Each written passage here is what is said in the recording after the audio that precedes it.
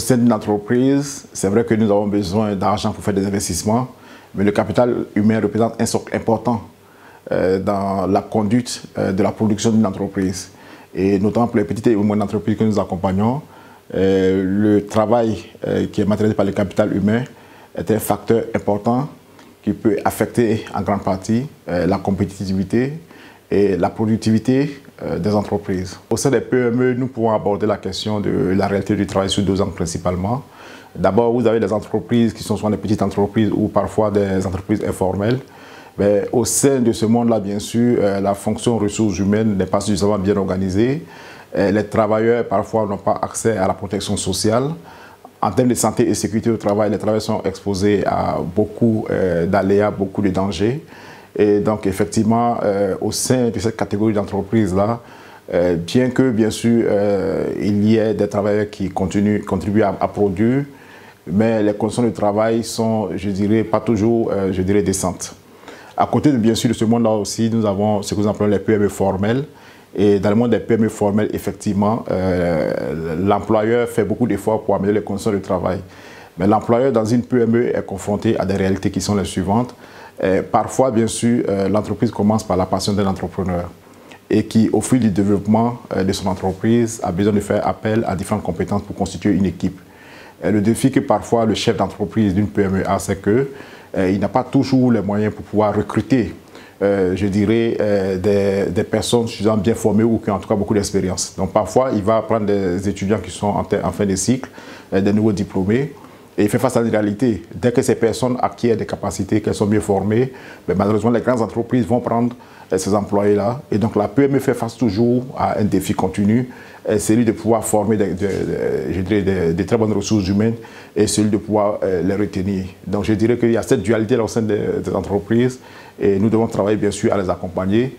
Parce que sans travailleurs, sans employés de ressources humaines bien formés, la productivité est entamée et clairement, je dirais que la croissance de l'entreprise est mise à mal. Au niveau des missions principales de l'Agence Côte d'Ivoire PME, nous avons différentes missions, mais l'une des missions principales qui nous a été assignée par l'État de Côte d'Ivoire est de renforcer les capacités des entreprises. Et lorsqu'on parle de renforcer les capacités des entreprises, le capital humain est au centre de notre mission. À partir de là, bien sûr, l'Agence Côte d'Ivoire PME, au travers de son guichet de services, apporte ce renforcement des capacités. L'Agence Côte d'Ivoire PME, à la faveur de la crise de la Covid, a développé une plateforme de e-learning que nous appelons Campus PME, mais qui nous permet aujourd'hui, depuis Abidjan, de pouvoir servir l'ensemble du pays, mais qui permet aussi à des entrepreneurs qui sont à Abidjan de pouvoir avoir accès à l'information. Et nous savons que pour une entreprise, cela a un coût qui est beaucoup élevé, l'accès au service d'accompagnement est beaucoup élevé.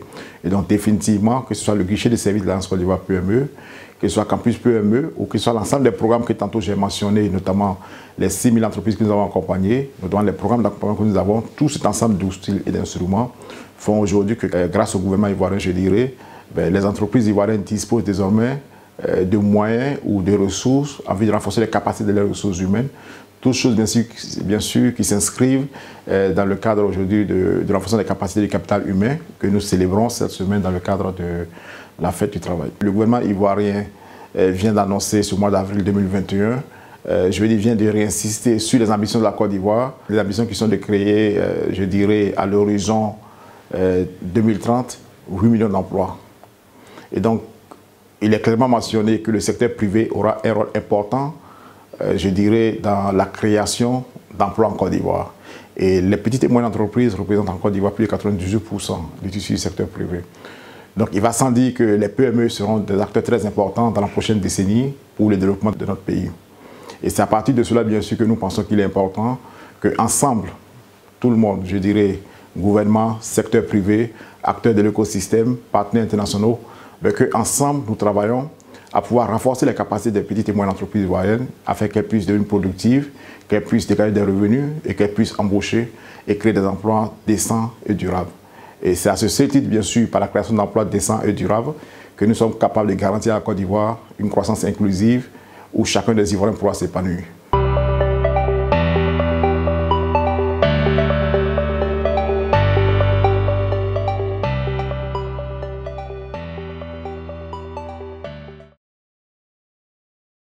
Agence Côte d'Ivoire PME, accompagner l'avenir.